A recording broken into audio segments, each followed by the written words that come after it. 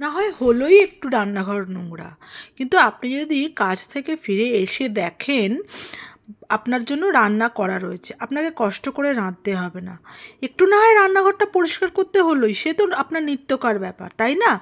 আপনাকে তো একটা বড় কাজ থেকে মুক্তি পাওয়া গেল। তো যাই হোক, আমি এরকম প্রায় দিনই এসে দেখি রান্নাঘর নোংরা।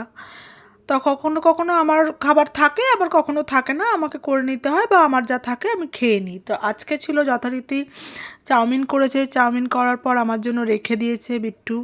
রেখে দেওয়ার পর যে রান্নাঘরটা যে অপরিষ্কার হয়েছিল, আমি দেখে তো এসেই আগে রান্নাঘর পরিষ্কার করতে শুরু করে দিলাম। রান্নাঘর না পরিষ্কার করলে আমার কিচ্ছু ভালো লাগে না, খেতেও ইচ্ছা করে না। রান্নাঘর পরিষ্কার করে গোপালকে খাইয়ে দাইয়ে ঘুম পাড়িয়ে দিয়ে তারপরে খাবার গরম করে তারপরে খেলাম, তারপরে জল ভরা এই সব কাজকর্ম করে তারপরে খেতে বসলাম। খেয়ে দিয়ে উঠে এসে আমি ঘরে ঢুকলাম, তখন বাজে 11:30। যাই হোক, এইভাবেই দিনটাও কেটে গেল, আজকের দিনটাও। আবার পরের দিনে সকালের অপেক্ষা, এভাবেই যায় দিন যায় রাত, এভাবেই দিন কাটতে থাকে। যাই হোক, ভালোই মন্দই ভালোই কাটছে, বুঝেছেন? আপনাদের সঙ্গে শেয়ার করছি আর ভালোই আছি, ভালোই লাগে, এখন একটা অভ্যাসবশত হয়ে গেছে। আপনারা আশা করি ভালো আছেন, আমিও ওই মোটামুটি চলে যাচ্ছে যা আবহাওয়া।